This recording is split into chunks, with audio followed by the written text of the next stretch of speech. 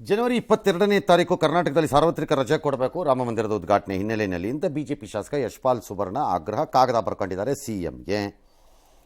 ಅದಕ್ಕೆ ಅಶೋಕ್ ಹೌದೌದು ಸರಿಯತ್ತು ಕೊಡಬೇಕು ಅಂತ ಅವರು ಅಂದಿದ್ದಾರೆ.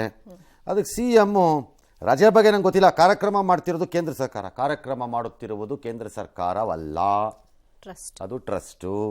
ಹೀಗಾಗಿ ಅವರೇ ರಜಾ ಕೊಟ್ಕೊಳ್ಳಿ ಅಂತ. ರಜಾ ಬೇಕಾದರೆ ಕೇಂದ್ರನೂ ಕೊಡ್ಬೋದು, ರಾಜ್ಯನೂ ಕೊಡ್ಬೋದು, ಅವರೊಬ್ಬರೇ ಕೊಡಬೇಕು ಅಂತಿಲ್ಲ. ನಿಮಗೆ ಮನಸ್ಸಿದ್ರೆ ಬೇಕಾದ್ರೆ ನೀವು ಕೊಟ್ಕೋಬೋದು, ಅವ್ರಿಗೆ ಮನಸ್ಸಿದ್ರೆ ಬೇಕಾದ್ರೆ ಅವ್ರು ಕೊಟ್ಕೋಬೋದು. ಕೇಂದ್ರ ಕೊಟ್ಟ ಕೂಡಲೇ ನೀವು ಎಲ್ಲೋ ಅಂತಂದು ಅಲ್ಲ. ಹಾಗಾಗಿ ನಿಮಗೆ ಮನಸ್ಸಿದ್ರೆ ಬೇಕಾದ್ರೆ ಕೊಡಿ, ಇಲ್ದಿದ್ರೆ ಭಾಳ ಜನಕ್ಕೆ ಅದ್ರ ಮೇಲೆ ರಾಮ ಮಂದಿರದ ಮೇಲೆ ಆಸೆ ಇದೆ, ಅವತ್ತು ನಾವು ಹೋಗಲ್ಲ ಅಂತಿದ್ರೆ ರಜಾ ಹಾಕ್ಬಿಡಿ, ಅದಕ್ಕೂ ಅವಕಾಶ ಇದೆ ಅಷ್ಟೆ.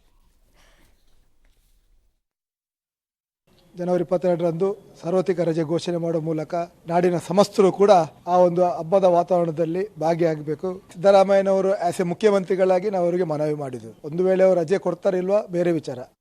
ಸುವರ್ಣ ಅವರು ಅವರ ಭಾವನೆಗಳನ್ನ ವ್ಯಕ್ತ ಮಾಡಿದ್ದಾರೆ. ಅವ್ರಿಗೆ ನಂದು ಸಹಮತ ಇದೆ. ಯಾರ ಹತ್ರ ಕೇಳ್ತಾ ಇದ್ದೀರಾ ಅನ್ನೋದು ಇಂಪಾರ್ಟೆಂಟ್. ಸಿದ್ದರಾಮಯ್ಯನವರು ಕೇಂದ್ರ ಸರ್ಕಾರ ಅಲ್ವೇನಪ್ಪ ಫಂಕ್ಷನ್ ಮಾಡ್ತಾ ಇರೋದು, ಅವ್ರು ಮಾಡಲಿ. ಕೇಂದ್ರ ಸರ್ಕಾರ ಅಲ್ಲ ಸರ್, ಕೇಂದ್ರ ಸರ್ಕಾರದಲ್ಲ ಭಾಗಿಯಾಗ್ತಿದ್ದಾರೆ ಅದರಲ್ಲಿ, ಅವರೇ ಮಾಡ್ತಿರೋದು. ಕೇಂದ್ರ ಸರ್ಕಾರ ಅಲ್ಲ. ಈಗ ನೀವು ಕಾಂಗ್ರೆಸ್ನವ್ರು ನಾಳೆ ಅದೊಂದು ದೊಡ್ಡ ಸಮಾವೇಶ ಮಾಡಿದ್ರೆ ರಾಜ್ಯ ಸರ್ಕಾರದಿಂದ ನೀವು ಅದ್ರಲ್ಲಿ ಭಾಗಿಯಾಗ್ತೀರಿ. ನಿಮ್ಮ ಪಕ್ಷದವ್ರು ಮಾಡೋದೋ ಅಥವಾ ಬೇರೆಯವ್ರು ಮಾಡೋದೋ ಕಾರ್ಯಕ್ರಮ, ನೀವು ರಾಜ್ಯ ಸರ್ಕಾರದವ್ರು ಮಾಡಿದ್ರಿ ಇಂತಲ್ಲ ಅದು. ಕನ್ನಡ ನಾಮಫಲಕ ವಿಚಾರವಾಗಿ ನಡೆದ ಪ್ರತಿಭಟನೆ ನಂತರ ಕನ್ನಡ ಪರ ಹೋರಾಟಗಾರರನ್ನ ಟಾರ್ಗೆಟ್ ಮಾಡಲಾಗ್ತಾ ಇದೆ. ಕೆಲ ಕಾರ್ಯಕರ್ತರ ಮನೆಗಳಿಗೆ ಪೊಲೀಸರ ನುಗ್ಗಿಸ್ತಾ ಇದ್ದಾರೆ, ಕುಟುಂಬಸ್ಥರಿಗೆ ಭಯವನ್ನ ಮೂಡಿಸ್ತಾ ಇದ್ದಾರೆ ಅಂತೆಲ್ಲ ಆರೋಪ ಕೇಳಿಬಂದಿದೆ. ಈ ಬಗ್ಗೆ ಆರೋಪವನ್ನು ತಳ್ಳಹಾಕಿದ್ದಾರೆ ಗೃಹ ಮಂತ್ರಿಗಳು. ಆ ಹಂತಕ್ಕೆ ನಮ್ಮ ಪೊಲೀಸರು ಹೋಗಿಲ್ಲ ಅಂತ ಸ್ಪಷ್ಟಪಡಿಸಿದ್ದಾರೆ. ಈ ಮಧ್ಯೆ ಕರವೇ ನಾರಾಯಣಗೌಡ ಜಾಮೀನು ಅರ್ಜಿ ವಿಚಾರಣೆ ನಡೆಸಿದಂತಹ ದೇವನಹಳ್ಳಿ ಕೋರ್ಟ್ ಆದೇಶವನ್ನು ಜನವರಿ 6ಕ್ಕೆ ಕಾಯ್ದಿರಿಸಿದೆ. ವಿಚಾರಣೆ ವೇಳೆ ನಾರಾಯಣಗೌಡಗೆ ಜಾಮೀನು ನೀಡುವುದಕ್ಕೆ ಪಬ್ಲಿಕ್ ಪ್ರಾಸಿಕ್ಯೂಟರ್ ಆಕ್ಷೇಪವನ್ನು ವ್ಯಕ್ತಪಡಿಸಿದ್ದಾರೆ. ಮತ್ತೊಂದು ಕಡೆ ಮಾಲ್ ಆಫ್ ಏಷ್ಯಾ ವಿರುದ್ಧ ಬಲವಂತದ ಕ್ರಮ ತೆಗೆದುಕೊಳ್ಳಬಾರದು ಅಂತ ಮಧ್ಯಂತರ ಆದೇಶವನ್ನು ಹೈಕೋರ್ಟ್ ವಿಸ್ತರಿಸಿದೆ. ಜನವರಿ 5ಕ್ಕೆ ವಿಚಾರಣೆಯನ್ನು ಮುಂದೂಡಿದೆ. ಯಾರು ಇನ್ನೋಸೆಂಟ್ ಜನಗಳ ಹತ್ರ ಮನೆಗೆ ಹೋಗಿ ಮನೆ ನುಗ್ಗಿ ಪೊಲೀಸ್ನವ್ರು ಹೇಳ್ಕೊಂಬರ ಅಂತ ಆ ಇದಕ್ಕೆ ಹೋಗಿಲ್ಲ ನಾವು. ಕರ್ನಾಟಕ ಪೊಲೀಸು ಆ ಮಟ್ಟಕ್ಕೆ ಇನ್ನೂ ತಲುಪಿಲ್ಲ. ಯಾರಿಗೆ ಕೇಸು ಆಗಿರುತ್ತೆ ಅಂಥವ್ರನ್ನ ವಿಚಾರಣೆ ಮಾಡೋದಕ್ಕೆ ಕರ್ಕೊಂಡು ಬರೋದಕ್ಕಾಗಲಿ ಅಥವಾ ಅವ್ರನ್ನ ಸ್ಟೇಷನಿಗೆ ಬನ್ನಿ. ಅವ್ರು ಆ ಹಂತಕ್ಕೆ ಹೋಗದೆ ಇದ್ದರೆ ಯಾವ ಹಂತಕ್ಕೆ ಹೋಗಿದ್ದಾರೆ ಅಂತ ಹೇಳಿ ಸರ್. ಓಲಿ ಕಂಡವ್ರ ಮನೆಗೆಲ್ಲ ನುಗ್ಗಿ ಮಾಡೋಕ್ಕೆ ಹೋಗಬೇಡಿ ಪೊಲೀಸ್ನವರು. ಅವ್ರು ಯಾರು ಟೆರರಿಸ್ಟ್ಗಳಲ್ಲ, ಮತ್ತು ಅವ್ರು ಯಾರೂ ತಲೆಮರೆಸ್ಕೊಂಡು ಓಡೋಗೋ ಗಿರಾಕಿಗಳೂ ಅಲ್ಲ. ಅವ್ರು ಯಾರೂ ಓಡೋಗಲ್ಲ, ಜ್ಞಾಪಕ ಇಟ್ಕೊಳ್ಳಿ. ಪೊಲೀಸ್ನವರು ಎಲ್ಲೂ ಹೋಗಲ್ಲ, ಅವರು ಇಲ್ಲೇ ಇರ್ತಾರೆ. ಹಾಗಾಗಿ ಮನೆಗೆ ಹೋಗಿ ಅವ್ರ ಹೆಂಡತಿ ಮಕ್ಕಳಿಗೆಲ್ಲ ಕಾಟ ಕೊಡೋದು ನಿಮಗೆ ಮಾನ ಮರ್ಯಾದೆ ತರಲ್ಲ ನಿಮ್ಮ ಸರ್ಕಾರಕ್ಕೂ ನಿಮಗೂ. ನಂಬರ್ 1. ನಂಬರ್ 2, ಇದು ಸತ್ಯವೇ ಆಗಿದ್ದರೆ ಯಾರ್ಯಾರು ಎಲ್ಲೆಲ್ಲಿ ವಿಡಿಯೋ ಮಾಡಿದ್ದೀರಿ ಅದನ್ನೆಲ್ಲ ರಿಲೀಸ್ ಮಾಡಿರಿ, ಹೇಳ್ತೀನಿ. ರಿಲೀಸ್ ಮಾಡಿರಿ ಅದನ್ನೆಲ್ಲ.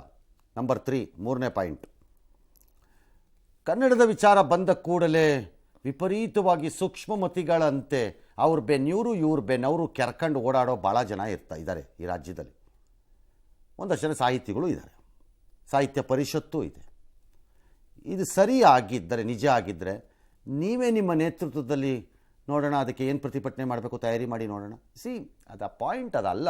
ನೀವು ಅವ್ರು ಮಾಡಿದ್ದಾರೆ, ಈಗ ಅವ್ರು ಅದನ್ನು ಕೋರ್ಟಲ್ಲಿ ಎದುರಿಸ್ಕೋತಿದ್ದಾರೆ, ವಾಪಸ್ ಬರ್ತಾರೆ, ಅವ್ರ ಹೋರಾಟ ಅವ್ರು ಮುಂದುವರಿಸ್ಕೋತಾರೆ. ಆದರೆ ಮನೆಗೆ ಹೋಗೋದು, ಅವ್ರ ಜೀವನಕ್ಕೆ ಆಧಾರವಾಗಿದ್ದ ವಾಹನಗಳನ್ನೆಲ್ಲ ವಶಕ್ಕೆ ಪಡ್ಕೊಳ್ಳೋದು ಯಾರ ಮೇಲೆ ಮಾಡ್ತಾ ಇದ್ದೀರಿ? ಯಾರ ಮೇಲೆ? ಕನ್ನಡ ಹೋರಾಟಗಾರ ಯಾರ ಮೇಲೆ ಮಾಡ್ತಾ ಇದ್ದೀರಿ ನೀವು?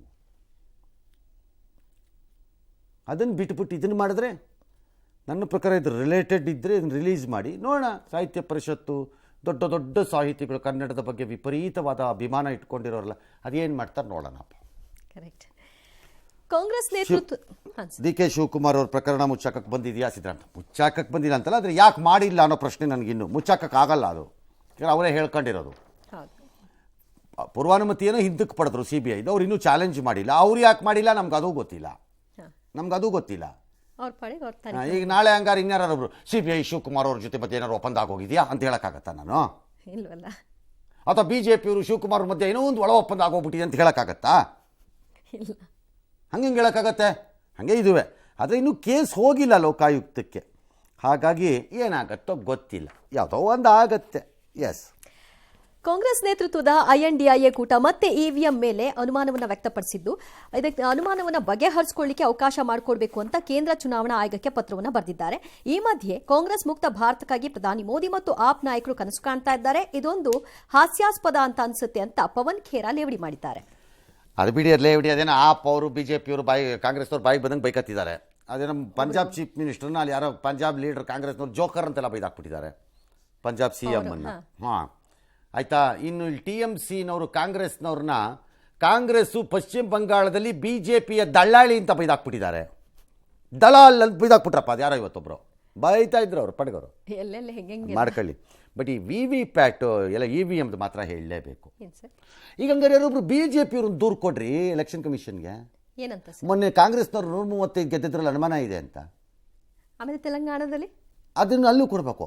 ಅಲ್ಲಿ DK ಕೈಲೇ ಹೇಳಿಸ್ಬಿಟ್ಟು ಇನ್ಫ್ಲೂಯೆನ್ಸ್ ಮಾಡಿಸ್ಕೊಡ್ಸಿ ಕೊಡ್ರಿ. ಹಂಗಾರೆ ಇಲ್ಲಿ 135 ಬಂದಾಗ VVPAT ಸರಿ ಇದೆಯಾ? ಅಲ್ಲಿ ತೆಲಂಗಾಣದಲ್ಲಿ ಅಧಿಕಾರಕ್ಕೆ ಬಂದಾಗ ಅದು ಸರಿ ಇದೆಯಾ? ಗೆದ್ದ ಕಡೆ ಬಿಟ್ಬಿಡೋದು ಏನ್ರಪ್ಪ, ಇನ್ನೂ ಯಾವುದೋ OB ರಾಯನ್ ಕಾಲದ ತಾಟ ಪ್ರಾಸೆಸ್ಸಲ್ಲೇ ಇದ್ದೀರಿ. ಪ್ರೂವ್ ಮಾಡೋಕ್ಕೂ ಬರಲ್ಲ ಒಬ್ರುವೇ.